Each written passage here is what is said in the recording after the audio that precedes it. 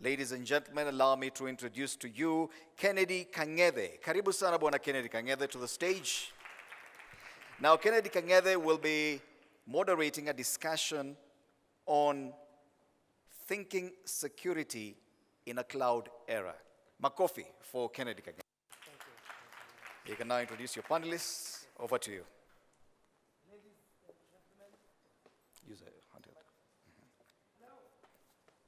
Check the other one.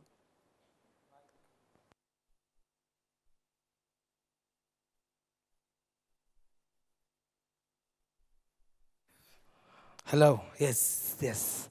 Are we ready? How are you? Are you feeling good? Tell your neighbor we have just begun. Yeah? Yes, a lot of things are happening today, and we're so excited to be here. Now, thinking about what we're going to be talking about today, about cloud. And cloud is a very important thing because now most of us, if not all of us, are working from home. So what are the risks involved in using cloud? And today I have a great panel who is coming on board. My first one is Crispin Otawa, Products Manager at Royal Media Services. A round of applause for Crispin as he gets on the stage. Evans Kang'ethe, Senior Solutions Architect at Dimension Data. Please come on stage. And last but not least, Philip Ndegwa, Principal Solutions Consultant at Oracle. Round of applause as they come on stage. This is going to be a very interesting conversation about cloud and thinking security in a cloud era.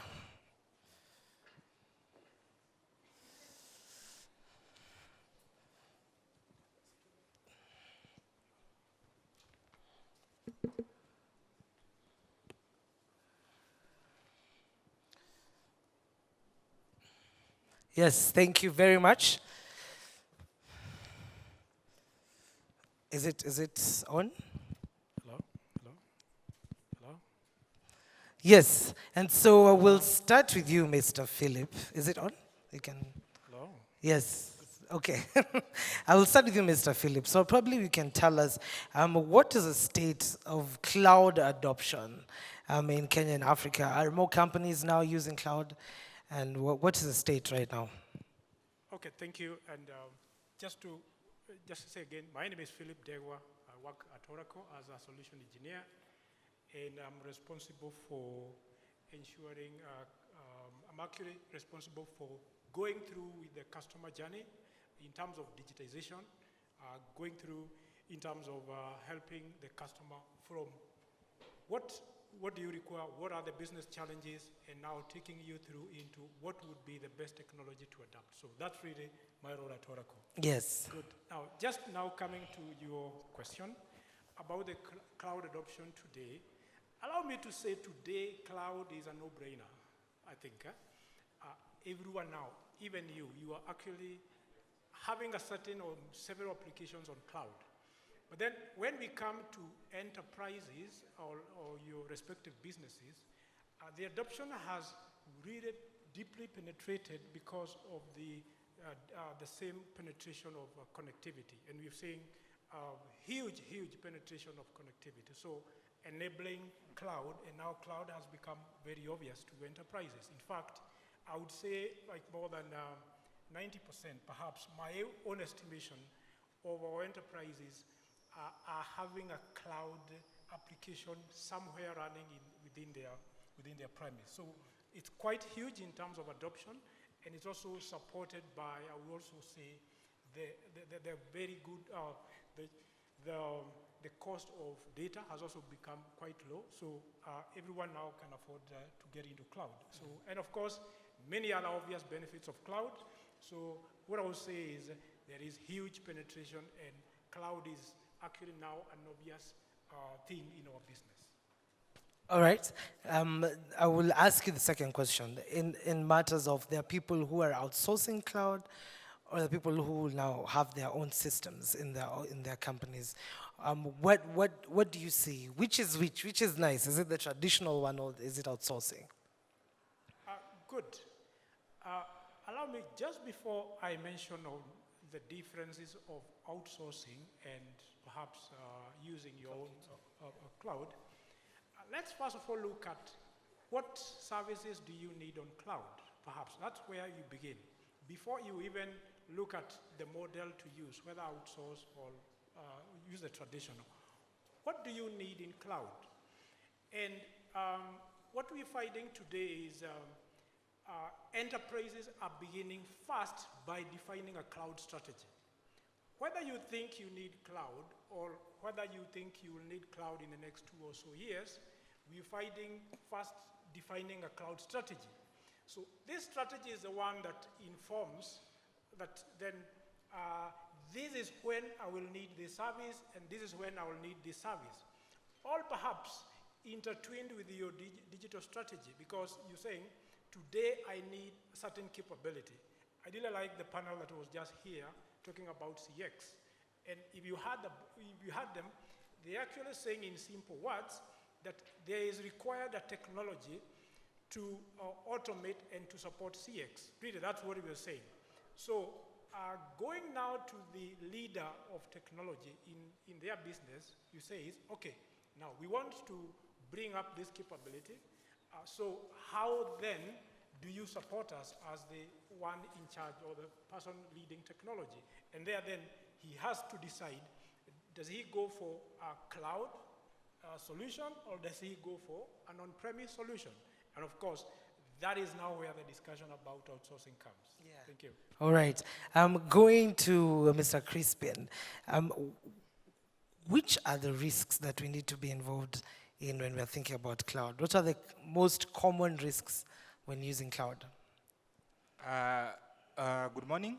My name is Crispin Otewa. I think I'll take this moment to introduce myself again. So I lead the products development team for Royal Media Group. So if you think Visasa, if you think Citizen Digital, if you think other products that Royal Media has given you on the digital front, then I work with the team that builds that.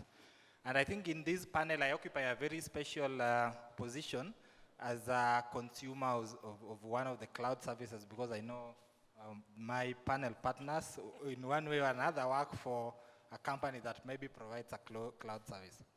So to get to your question, the risks that are involved when we come to cloud services, apart from the huge benefits that maybe we'll enumerate here in the course of the discussion that cloud provides, there are a number of also risks that come. One of them is risk to do with data breaches and how to go about it, because of the fact that when data is in cloud, is probably stored in could be stored in distributed places, could be stored in one place. But what happens is if someone gets access to that, then they get access to massive data that might span a lot of services or that can encompass a lot of consumers. Then also we are also generally looking at these major risks around cost, because what most cloud solution provides you is unlimited space to do what you want. So when you're using Amazon Web Services, for example, they'll give you unlimited compute capability. You can spin as many servers as you want. But then if you're not looking at the cost, then you'll end up paying up to maybe a bill of 10 million or maybe 100 million at the end of the month. So that becomes a key risk factor for a lot of businesses that they need to be concerned. Then of course there's also the question of access and control of that access. Most cloud infrastructure are modular in nature in terms of they could allow you to provide special access to special areas, to special people. So knowing how to utilize that access so that the right information does not get in the wrong hands of the wrong person becomes very key. And then of course security. Most cloud solutions of course come with some good, well thought out security for different solutions that they provide, but you still find that at the end of the day, security still becomes your responsibility, because vulnerabilities can arise from somewhere. Even unintended data breaches can come not necessarily from security breach from the cloud provider. All right, talking about security in that, I want to engage Mr. Evans there to tell us more about the security involved in cloud. What do you see in terms of how do you effectively manage that cloud system based on the security that is involved? Okay, thank you. Thank you for that question. My name is Evans. I'll take advantage of the flow to reintroduce myself. My name is Evans Kangede. I work for Dimension Data East Africa as a solutions architect. And what that means is I sit down with clients like yourselves, understand your various needs around technology and help you best consume and choose the right technology. So going back to the questions around how exactly, this is an ideal of how to manage your security around the cloud, yeah? First of all, the practice around security is standard. Whether you're doing it in an on-prem environment or a cloud environment, yeah, the practice is the same. So there are various bodies that set out best practices, and one of them is ISO. There's a standard that talks about how exactly you should go around this issue. And one of the recommendations where you start is you need to understand your risks, okay? And the risks can be many depending on the business that you are in. Once you map out these risks, you are able to plan risk mitigation responses, okay? And all this now, when it comes to the execution, it forms what you call your strategy. And your strategy is your ideals, what governs the do's and don'ts within the security practice. And then now, lastly, this births to what you call a program. A program, like we run programs, multiple projects, aggregated together become a program. So within security now, you are able to come up with a program that covers the organization end to end, okay? You start with things like policy and governance, you look at your infrastructure, you look at regulations, you look at business continuity. So all this also is applicable from a cloud perspective. But paramount, the safest approach around cloud, what you should be really keen on is identity management, identity and access management. And identity is not just for individuals. So there is a person who has an identity with a name, an email. They have a device, okay? This device can be a laptop, it can be a mobile application, it can be a mobile phone, and this device, it can be a tablet, and this device is also carry applications like we're talking about. Like the previous panel that was here was talking about CX application, contact centers. All these applications have an identity, okay? So you need to identify all these devices, and without going too much into the technology detail, each device, each person, each device, each application can be given an identity, and the importance of this identity is to look at what is admissible within your technology environment. That is a network. I'm sure we're all familiar with that. So that's what you use to govern it, basically. Yeah. I hope that helps. Yes, it does. And talking about that as well, we have seen a lot of threats coming in. I think over 100% now of huge threats. What is the impact of cybersecurity towards cloud management? I can take that also. The effect that we experience immediately is availability of services and resources, okay? And by that I mean, we all transact using mobile phones, and we can have an M-Pesa application somewhere. You can have your banking mobile app, okay? So the immediate effect of a cyber risk or a cyber situation would be unavailability of that app. Now, the cause of that can be maybe what you call a denial of service situation. This is whereby there can be malicious traffic generated towards the application more than the application can handle. Two, it can be a system is down. And systems can be out because of basic things like lack of understanding power needs or power requirements around the application. For example, if I'm talking with this microphone and all of a sudden power goes out, it's connected to something somewhere, a mixer at the back that is using power. If they had not planned for a redundancy, then I might experience an outage for a few seconds, depending on how well planned it is. It's the same logic that happens when it comes to services and applications in the cloud. So those are the paramount. The rest are too deep detail that we may not need to go into at this point. Yeah. All right, you want to add something? Yeah, allow me to add one. Just so talking about the impact, and thanks for clarifying some of the impact we have seen around cybersecurity and in cloud. I just thought it's a good thing to give an example of a company called the Heritage Company in one of the cities in the US that literally closed down after a ransomware attack. What do I mean?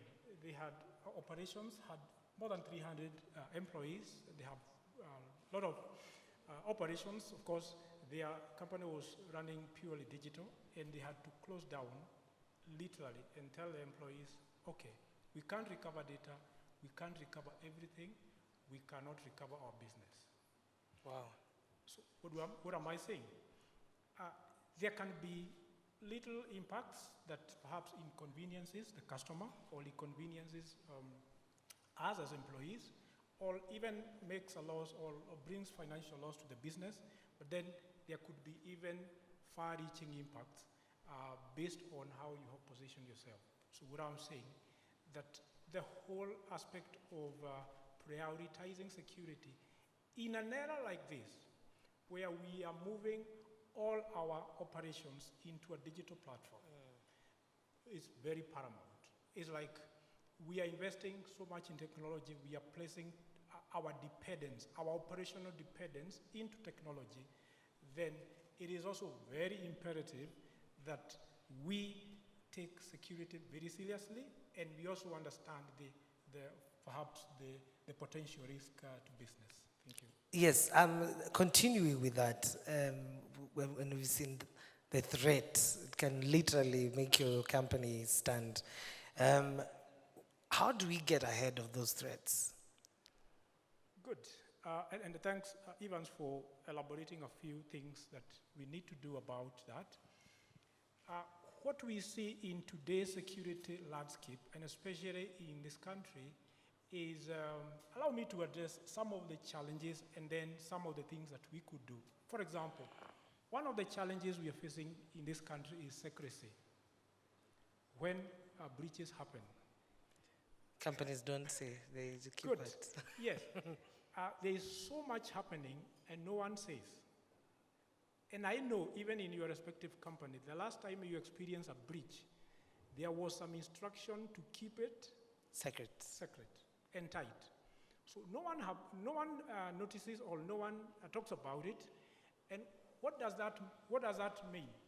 It means that even when we want to explore the main reason, what happened, what were the causes, what happened, how can we avoid it, we are not able to diagnose or to go into detail on the root cause, therefore identifying the particular problem and what we could do.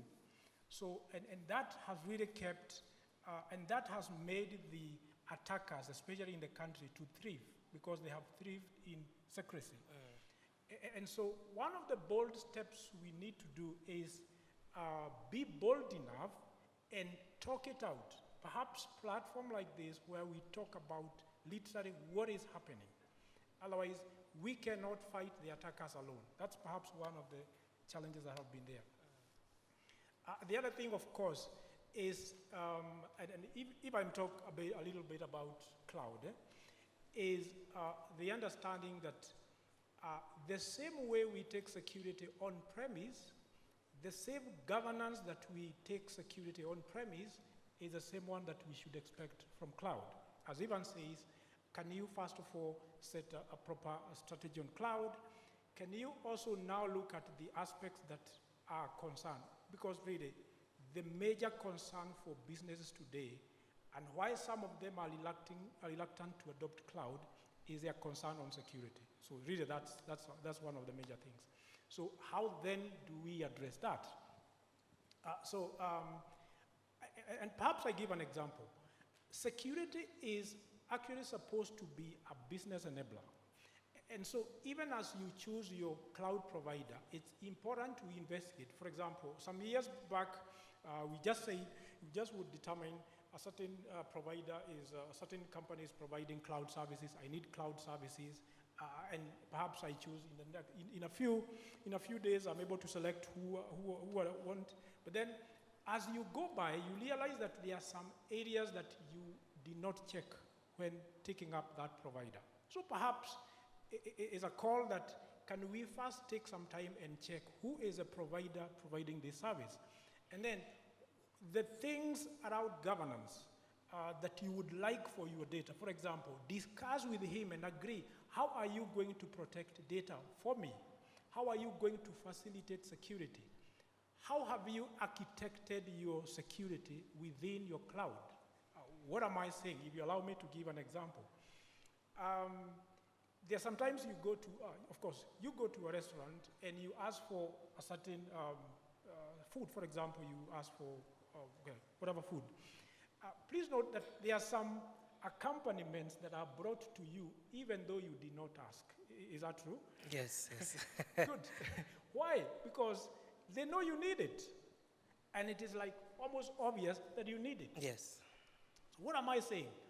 As you subscribe for cloud service, there are cloud providers who have engraved security into the cloud service that they deliver. Why? Everyone needs security. So it's great to simplify security, and that's why you need perhaps take some time and engage your cloud provider, look at what he offers, and also look at how has he secured whatever he is offering, and what are the assurances he gives you around compliance, around security, around all your governance requirements within the enterprises. Perhaps those are some of the tips I would give. Let me not say much. All right, Mr. Crispin, you want to add something? Maybe just to add on what Philip is saying, I think let's not also forget that the biggest element in security is the human element. Because as Philip had started on, you might realize that maybe there are some organizations maybe that have had maybe security breaches maybe around data, and then you find that they keep quiet about it, maybe because they want to protect their brand and maybe they don't want people to know. Then there is also that element of maybe insider job that also might happen in terms of people with access to very high privileges are able to take some actions that are able to cause security threat within a system. So I think one of also the key thing is that even as the organization works on that sort of like security strategy and maybe policies around the security framework that is in place, there's also that element of on continuous and ongoing training among people in terms of, proper use and rotation of password. Something as simple as that can lead to a major data threat for an organization. All right, and asking you this question, we have policies and laws in this country that help combat cybersecurity. Do you think that they are enough? Do we need to add more? Do you think that are they too harsh? What do you think about them? I think from the cyber security laws and policies and regulations that we have,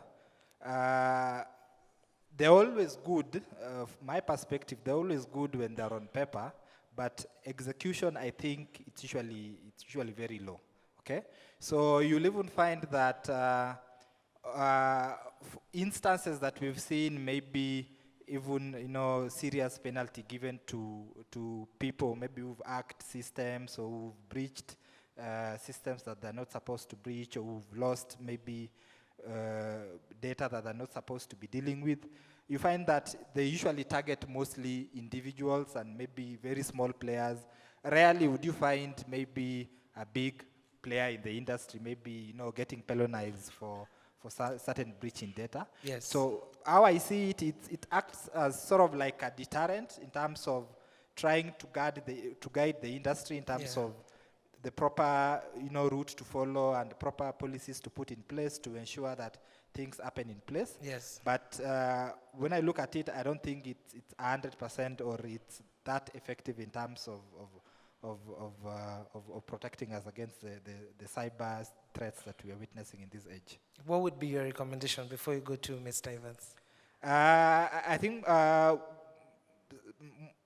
as I'd mentioned before, I think we need to see stricter, penalties being handed out to,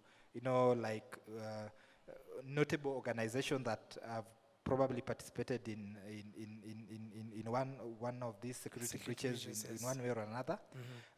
Second would be maybe stricter regulations around the policies that are in place already. I know most of the threats that we face are external threats, and then the question comes, what jurisdiction do we have, for example, in prosecuting someone, let's say, who's hacked or breached a system from Ukraine, for example. So maybe I would urge maybe greater collaboration between governments at a national level so that perpetrators of such acts can be brought into place. And then, of course, I'm usually a great advocate of rewarding also people who discover security vulnerability within systems.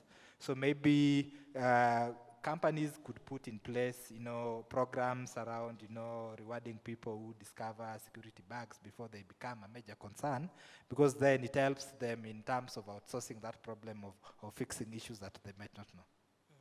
All right, Mr. Evans, and as you probably add on to that, you can tell us which threats are we expecting to see in 2022? What should we prepare for?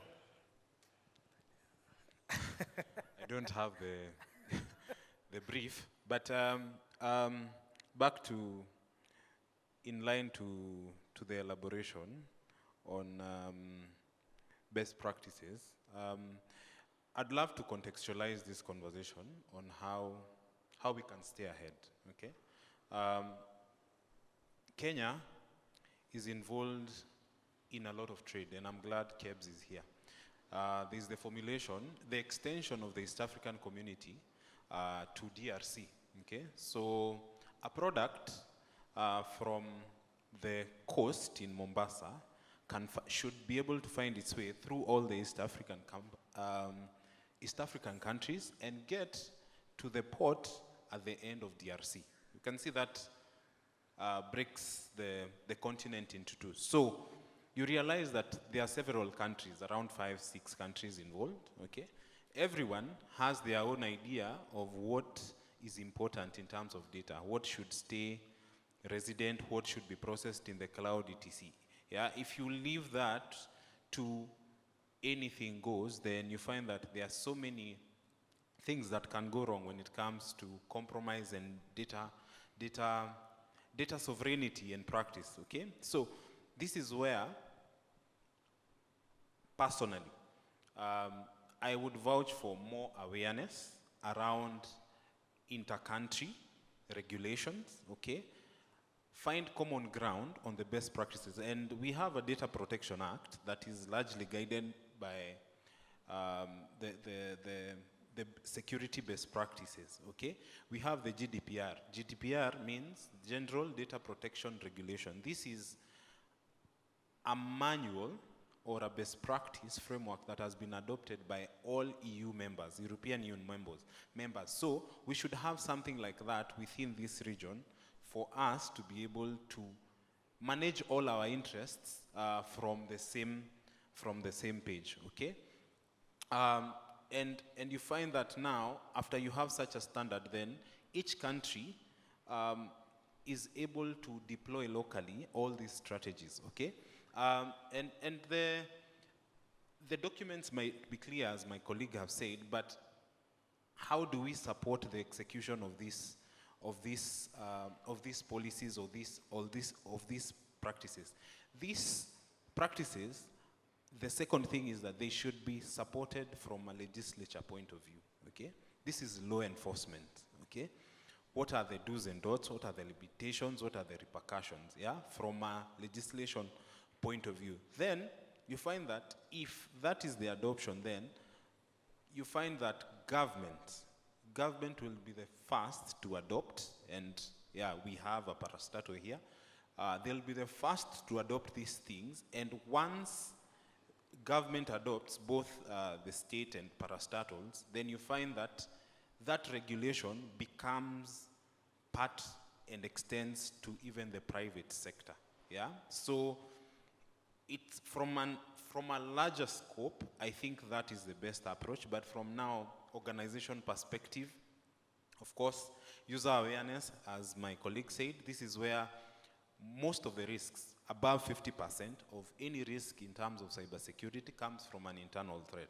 That's why awareness levels are very important, and what awareness looks like is by you listening to us, okay? We are creating what you call a human firewall. A firewall is a device that decides what comes into your network or what your user interacts with externally and internally. So look at it this way. If your whole HR department is aware of how to handle data, what to download, which sites not to go to, look at it from the finance department, from your operations department. You see now, even if your security from a technology perspective is weak, if your users are aware, then in them understanding what to click on and what not to click on, then your risks are managed. The risk of breach is lowered, okay? Yeah, I think that's it. And then 2022, what to expect in terms of security? Nothing extraordinary. People are still looking for your data. People are still looking to compromise your businesses. People are still out to defame you as businesses, yeah? People are still going to sabotage you, ransom you. So there's nothing different. What has increased and what has changed is there are more points, there are more vectors of breach, okay? Now our kids are going to school with tablets, okay? They are accessing internet to download and access government resources, yeah? CBC, okay? So those are more points of compromise. So the points have increased, but the nature of the threat is the same from where I sit. All right. And investing in a great cybersecurity, you've talked about a good strategy on cloud and on cybersecurity. Mr. Philip, I'll come to you. With that in mind, how should companies prepare themselves? Good, thank you. One of the major areas that companies should prepare themselves is to include security at the top level discussion. And this has been one of our challenges as security experts. We don't know the business language, so we are not able to reach the top to bring the security agenda. Because when we talk to them, we talk security, we talk jargon, we talk technical, and they will not listen. So the first thing is, every enterprise, can the leaders of security talk business to the top? And the top means the CEO and the board. Let them be security aware. Let them be aware about the consequences and what are the potential impacts on security. That is a beginning place. Two, connecting with what Ivan says, we need to connect or to re-engineer the culture of our organizations to be security aware. So when we start with people and everyone knows his security responsibility, then the third platform which we'll apply is technology will succeed. So second thing, let there be a different culture, security aware culture. Third, let's now go and employ the right controls. What I mean by controls, let's do a risk assessment and let's do the controls based on those risks that those risks that we identify from the assessment. Those perhaps will be with the broader imperatives. And perhaps third is to let us simplify the security discussion, and that will ensure a buy-in. Simplify. Thank you, yes. All right, Mr. Crispin. As I am about to open the floor, you could tell us what's the future of the cloud ecosystem? I think that's an interesting question because we are almost stepping into the future already.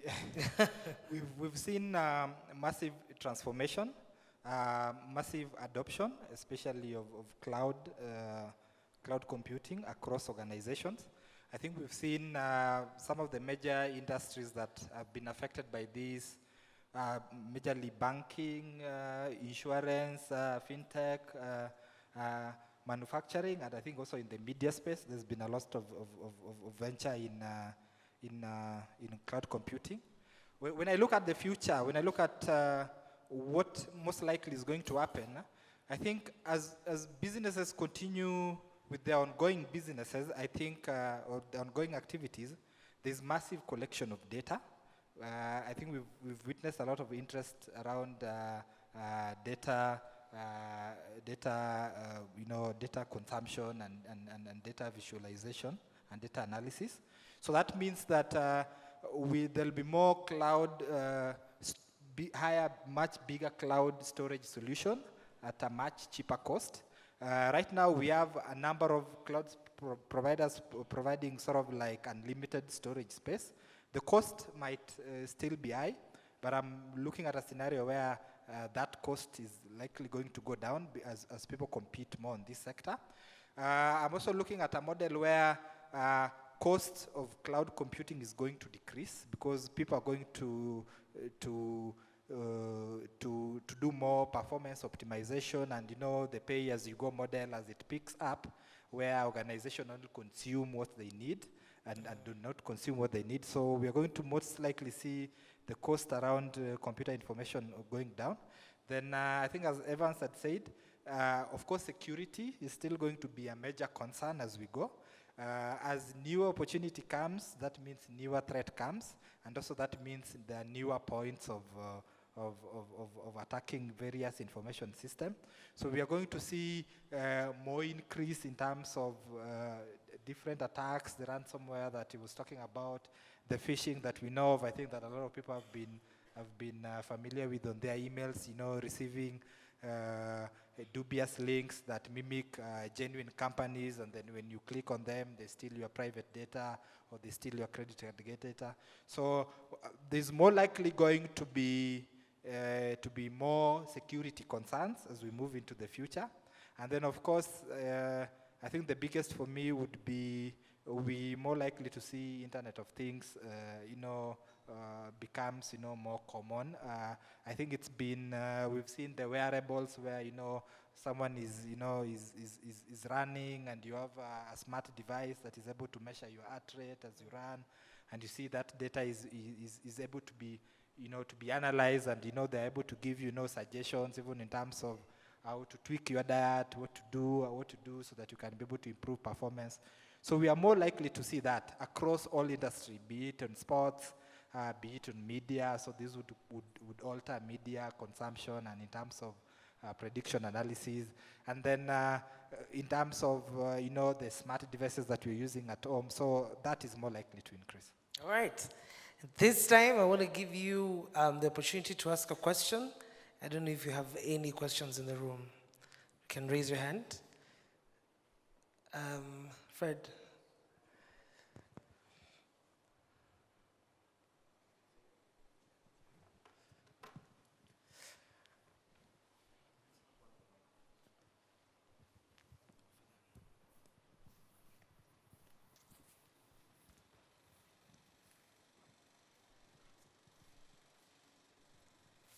Hi, good afternoon.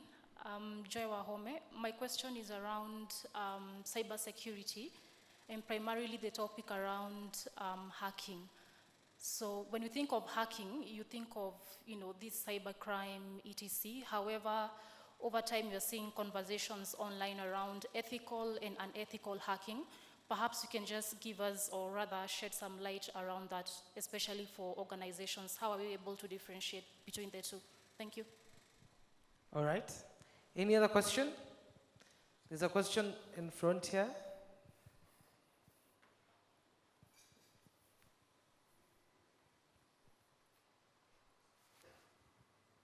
Hi, my name is Vera from KEBS. My question is, how do we simplify security discussions? Maybe which are the platforms that we can use, or which are some of the ways that we can employ to simplify security discussions? All right. How do we simplify security discussions? Another question? Yes? Any other question? All right, so probably we can start with that. How do we simplify the topic on security? Thank you for that question. So 2 things I'll mention about simplifying security discussion. 1, let us connect security and business. And let us look at security from how it enables the business. Let us look at what are the potential risks of the business. Even before we say how much to invest in security, what is the size of our business? What are the risks? And what is the worst case scenario, for example, for our business if a certain breach happens? From there, we will going now to approach security from a business angle. Then there are those areas that we could demystify to employees, for example, to create a security conscious culture. Very simple, of course, using the user training that can simplify and demystify the things, especially when you break down into what are the expectations for every employee around data protection. 2, allow me to mention, to take you back a little about when you are acquiring cloud services, because that is also another way of simplifying. And if you allow me to give an example with Oracle's cloud services, for example. This is where we provide cloud service that already are taken care of security. In the way, for example, you have the data in cloud always encrypted. So you do not have, for example, on Oracle Cloud, to subscribe for encryption of data. As soon as you load that data into the cloud, it's already encrypted. So there will not be discussion about encryption of that data, because we have simplified one of the critical controls, and among many others, for example, having a proper identity and access management.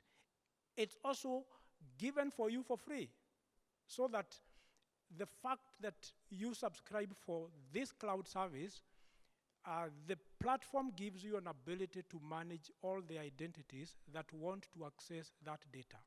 And that is very clear and transparent. So what are you saying?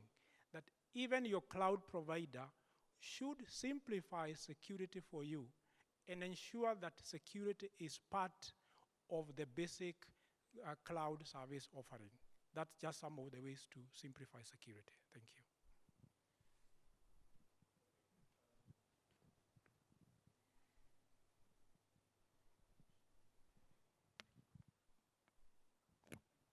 So I think I'll handle the first question from Joy, right?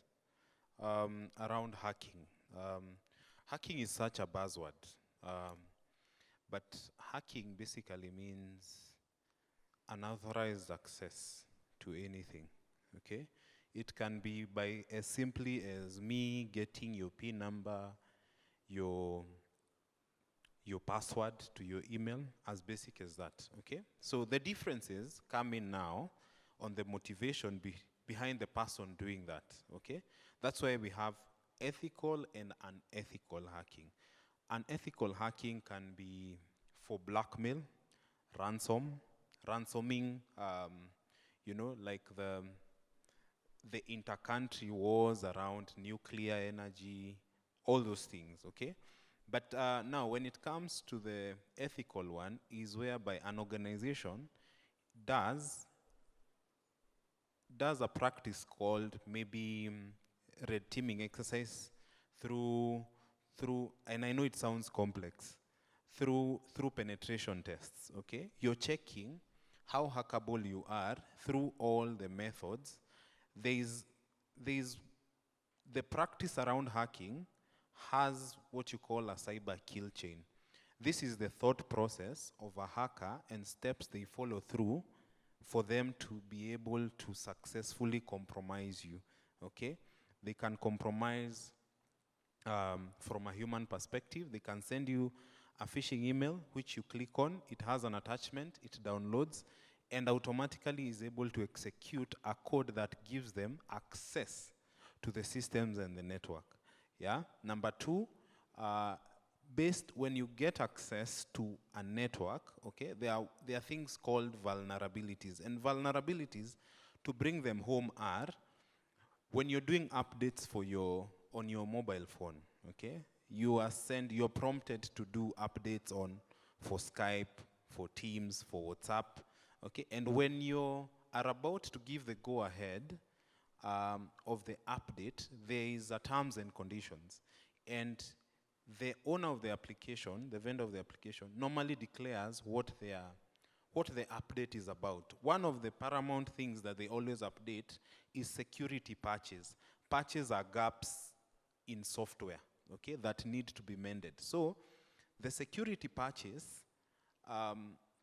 between version 1 and version 2 are what are called vulnerabilities. And vulnerabilities are used by hackers, both ethical and unethical hackers, to exploit or intercept these applications, okay? So, and how they exploit that is using small code patches called scripts, okay? So these are automated processes that work within an application to give access. I'm trying to make it as simple as possible. So for ethical, you can hire, you can outsource.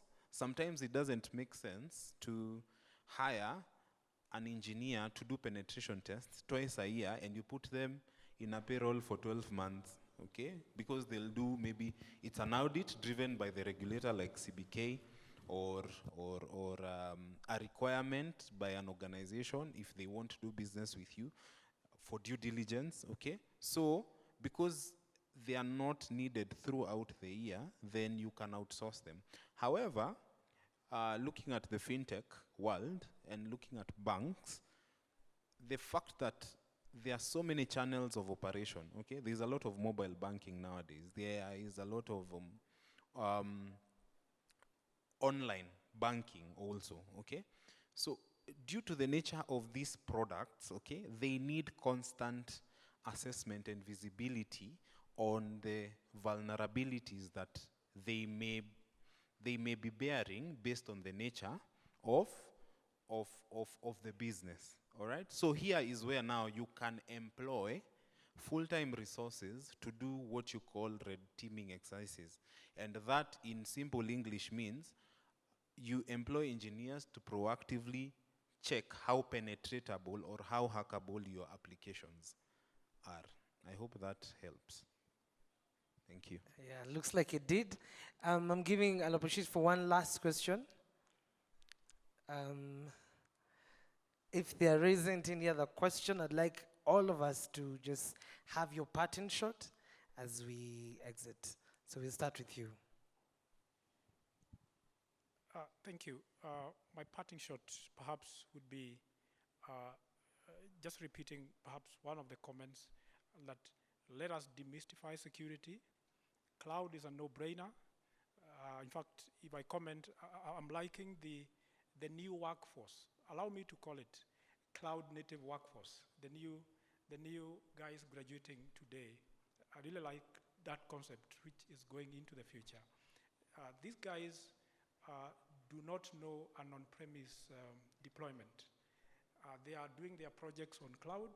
They have grown seeing cloud. They have provision. They are doing application development on cloud. They actually just hear stories about there were time that there was no connectivity. So from a cloud perspective, cloud is like, it's a wave that no one can stop it. And the faster we accept that concept, the better for us all, even organizations. The workforce now that are coming, that are being released in the market, doesn't know about the on-premise, about that there was no connectivity. That's why I'm calling them cloud-native workforce. They only know cloud as a normal. So whereas some of us were there from the transformation of where there was no connectivity, and we have gone through the transformation, they are coming into an era where it's cloud only. So it's a high time we transform our organizations to adopt that. As long as we are hiring them, then we must make our organization cloud ready. That's my partition. Thank you.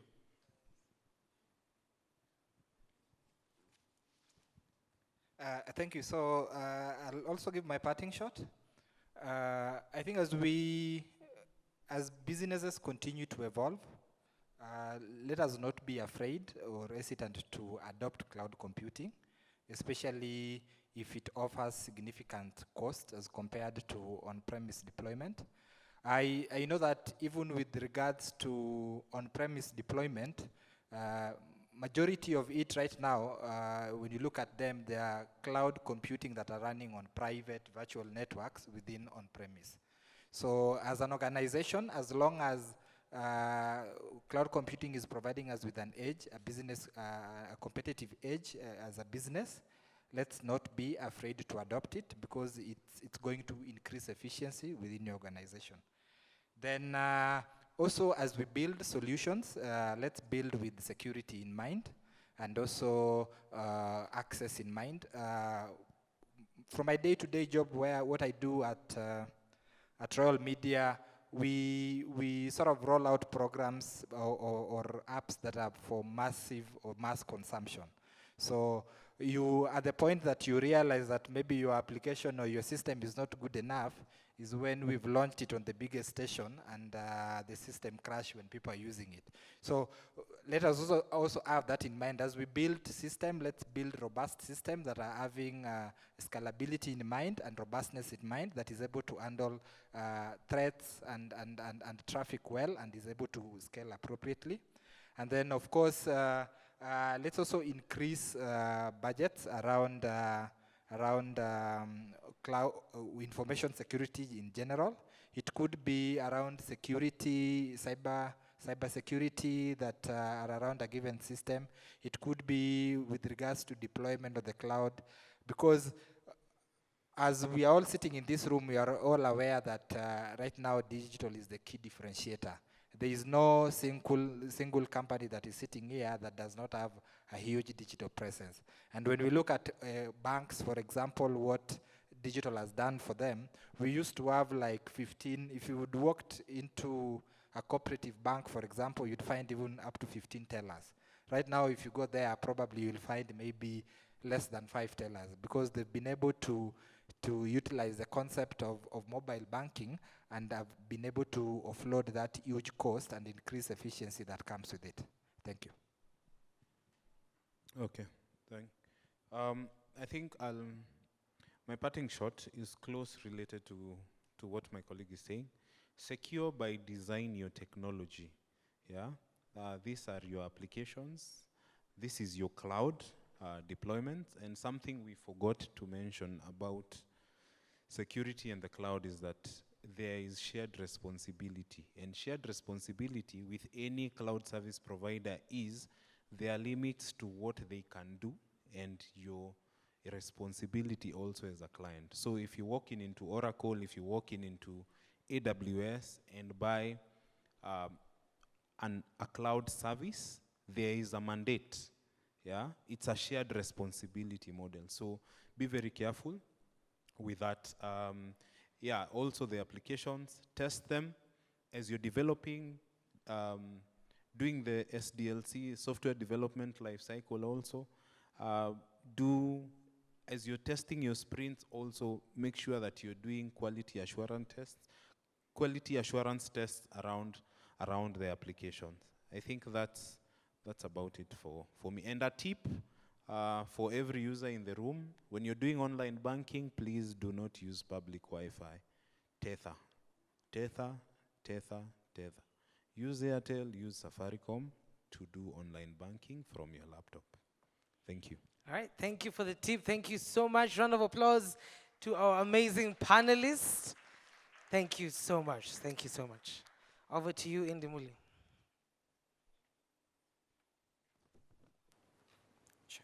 Thank you so